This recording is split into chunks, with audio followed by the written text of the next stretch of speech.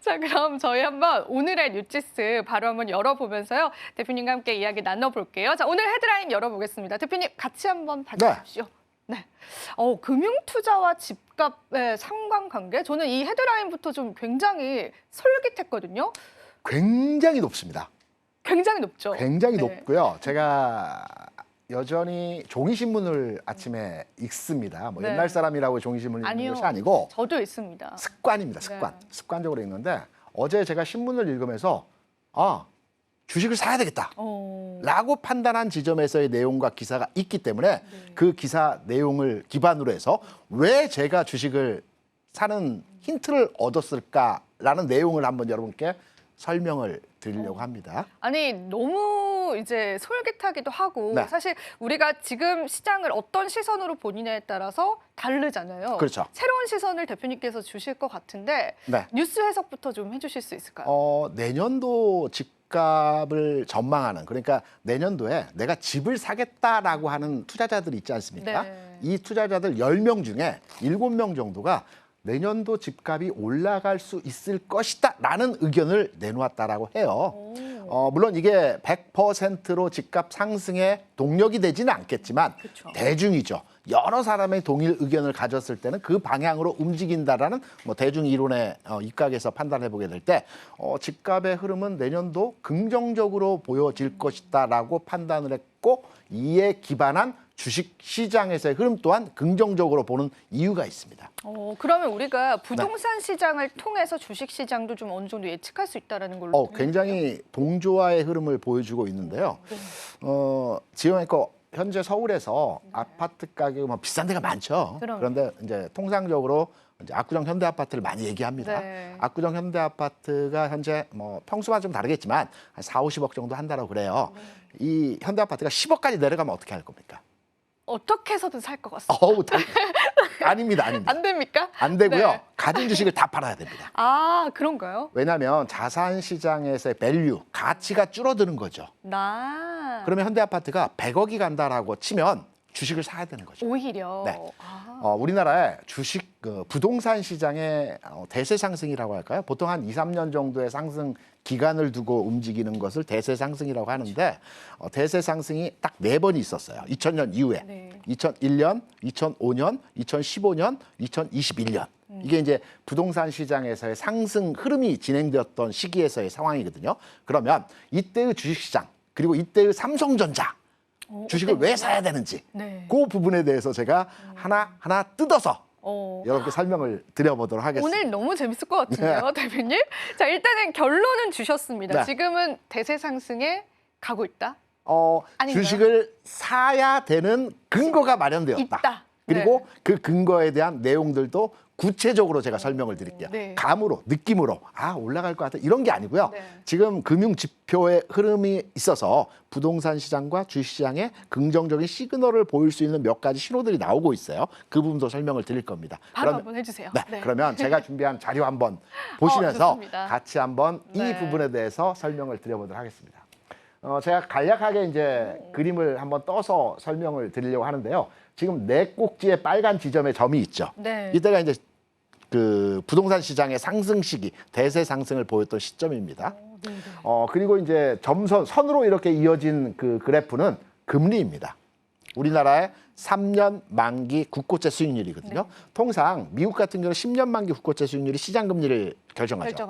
우리나라는 3년 만기 국고채가 시장 금리의 수준을 결정하고요. 여기에 플러스 알파 마이너스를 더해서 우리 예대 금리를 정하는 겁니다. 그래서 3년 만기 국고채 수익률이 어느 수준에 있는가를 판단해서 지금의 금리 수준을 예측하는 게 전체적인 금융시장을 예견하는 내용에서의 흐름입니다. 그럼 이 그림에서 같이 보시다시피 2001년 부동산 시장의 대세 상승이 만들어졌다고 했죠. 2001년 어떠한 금융시장에서의 금리 상황의 흐름을 보여줬냐면 IMF 이후에 20%까지 올라갔던 금리가 4.5%까지 쭉 내려갔어요. 그러면서 내려가면서 4%대에 도달하면서 부동산 시장이 이때부터 폭발적인 상승의 흐름을 보여줬단 말이죠. 제 주변에 친구들, 지인들이 이때 대리 과장 때였는데 사회생활 한 7, 8년 했을 때거든요. 돈 좀 모은 걸로 이때 집을 산 친구들이 지금 성공했죠. 지금 잘 살고. 네.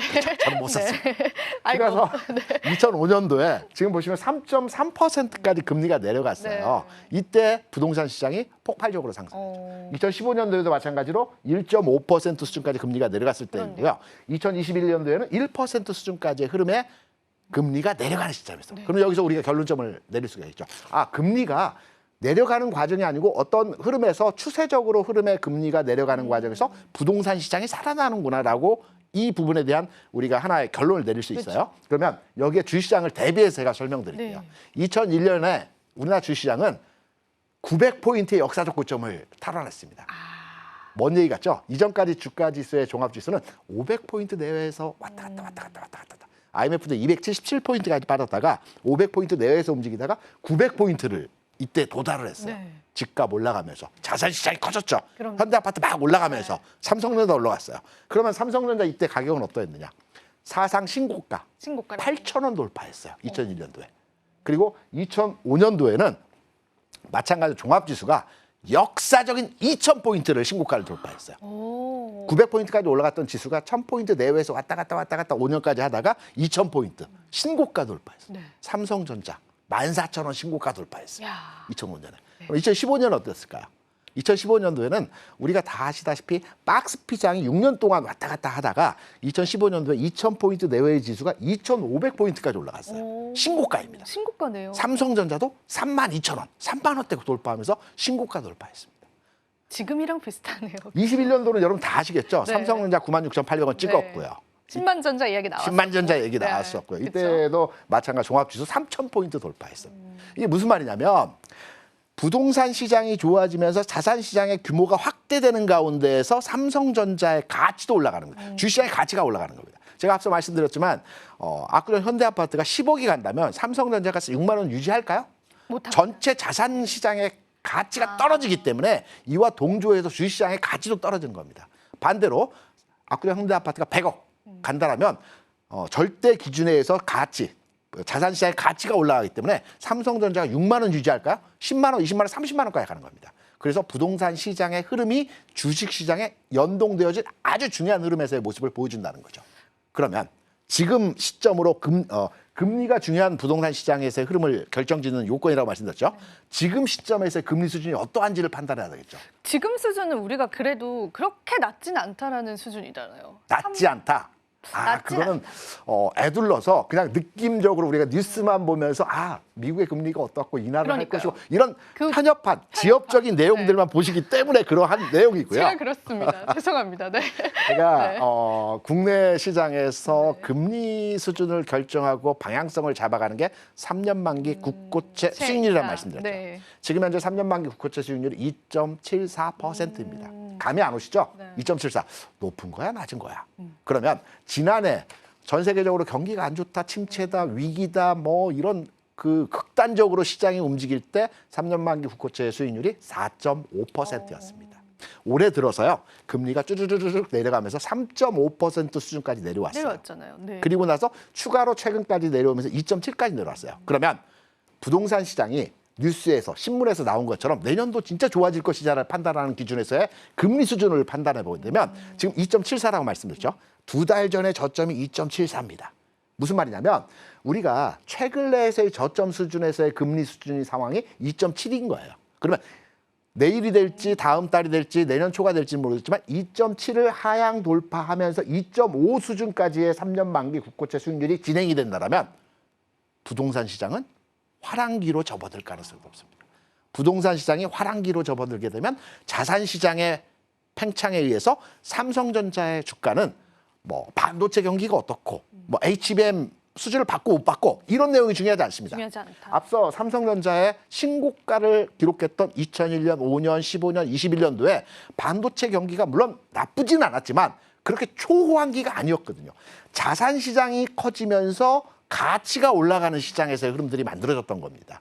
그래서 삼성전자의 주가도 6만전자, 7만전자 뭐 이런 상태에서 움직임이 진행이 되지만 부동산 시장의 변화가 일어나게 되면 삼성전자는 8만, 9만, 10만도 갈 수 있는 상황에서의 모습이 나타날 수 있다고 판단이 되고 있고요.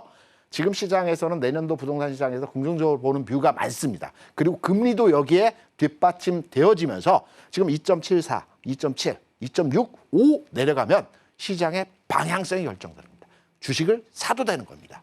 가지고만 있어도 가치가 올라가는 시장이 되는 겁니다. 근데 우리가 이제 투자자 입장에서 네. 생각을 하기에는 부동산이 너무 화랑이면은 그 주식 자금이 부동산으로 가는 거 아니야라는 의문점 제기될 수 있잖아요. 그렇게 많이 얘기를 네. 하시죠. 네. 그런데 이렇게 생각을 하셔야 됩니다. 우리 가처분서도 가죠. 네. 우리가 지금 경제가 어렵고 삶이 팍팍한 거는 네. 쓸 돈이 없는 겁니다. 없어요. 네. 자산 시장에서의 규모는 우리나라 GDP 규모가 전 세계에서 12위입니다. 엄청나죠. 경제 규모는 10위, 교역량은 7위. 그런데 우리나라 맹점이 뭐냐면 GDP 규모에서 전 세계 12위인데 부동산이 차지하는 자산의 비중이 74%예요. OECD 국가 평균이 50%입니다. 그러니까 우리나라는 부동산 시장이 올라가야지만이 가처분 소득도 늘어나고요. 우리가 씀씀이도 늘어나고요. 그러네요. 경제 상황이 흐름이 나.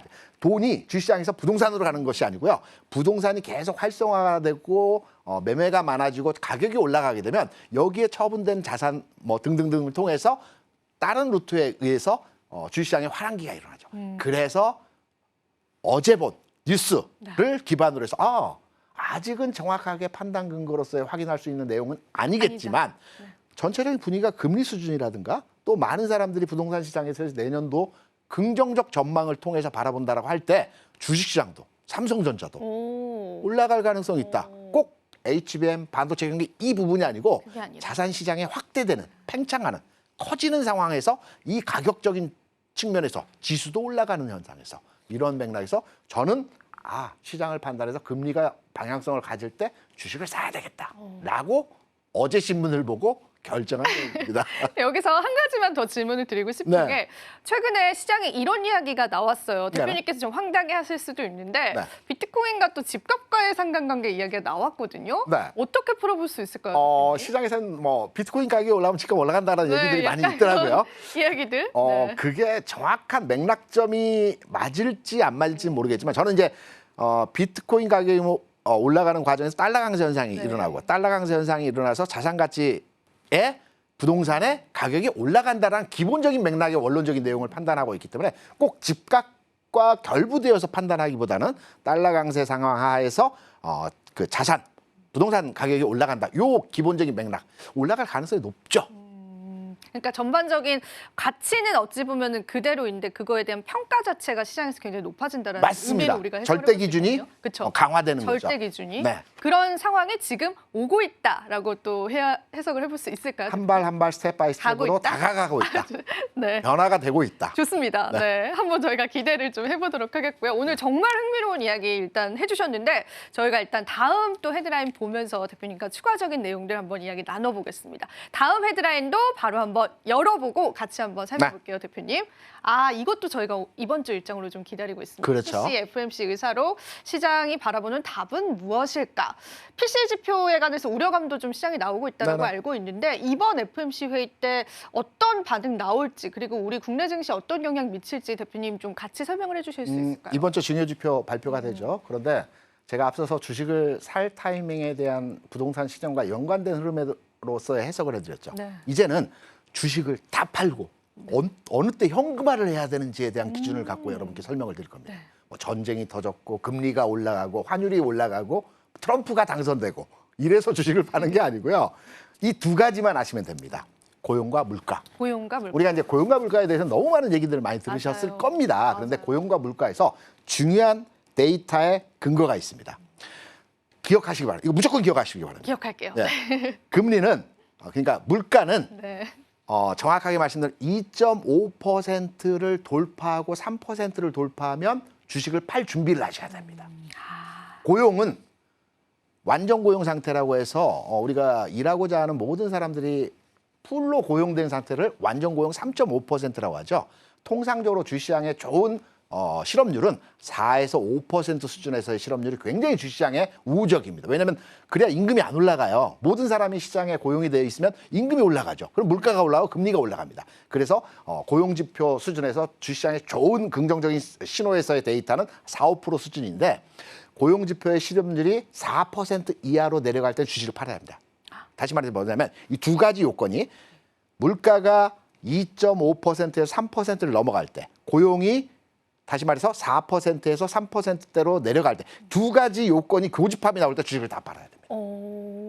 이럴 때는 뭐냐면 돈의 흐름이 바뀝니다.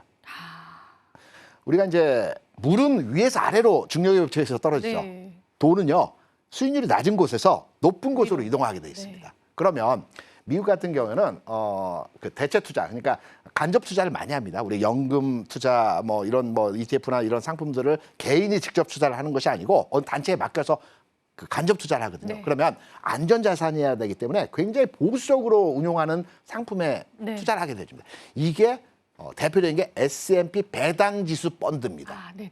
이 수익률이 2.5%에서 3% 사이에서 왔다 갔다 합니다. 이 통상. 그러면 금리가 3%를 넘어가면 시장에서 S&P 배당지수 펀드에 투자되어 준 자금이 당연히 채권 시장으로 넘어가겠죠. 채권은 넘어가죠. 이 넘어갔던 시점이 22년 1월, 2월, 3월입니다.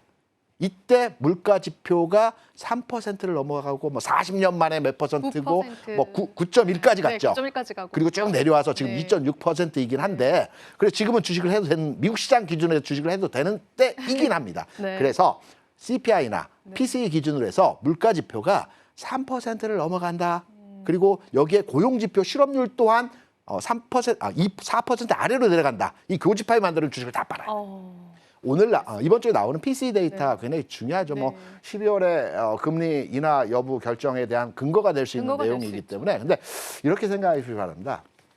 PCE 중요하고요. 미국은 이번 주부터 휴일 연휴에 들어가는데 그렇게 크게 신경 안 쓰셔도 됩니다. 아, 그런가요? 왜냐하면 12월은 통상적으로 채권 브로커들이 그 북클로징, 그러니까 장사 그만합니다. 책 덮어버리고요. 저기 덮어버리고 휴가 갑니다. 휴가 갑니다. 왜냐하면 네. 내년도 예산 정책을 세우게 됨에 따라서 12월은 금리를 픽스 시켜야 되거든요. 그래야 금리가 픽스돼야 내년도 예산을 재정 정책을 수립하게 되는 겁니다. 그래서 통상적으로 12월은 미국도 마찬가지고 한국도 마찬가지로 큰 이슈가 없으면 금리 정책을 동결하는 게 일반적 수준에서의 상황입니다. 그래서 PCE가 어떻게 나오든 이번 미국의 금리 결정에서는 동결이 나도 큰 문제가 없습니다. 그리고 인하를 하면 시장에 좀 더 좋고. 우호적이겠죠. 네. 그러니까 PCE 데이터에 의해서 FOMC 회의가 어떻게 될 것이다라는 우리가 확장 해석해서 이 부분으로 주시장을 평가하는 것은 12월만큼은 바람직하지 않을 것이다라고 네, 뉴스 좋습니다. 내용을 기반으로 해서 살펴본 내용입니다. 지금 바로 구독을 눌러보세요. 실시간 경제 뉴스, 투자 전문가들의 다양한 시황과 정확한 분석, 또 알찬 투자 정보까지 신뢰할 수 있는 저희 서울경제TV와 함께하세요.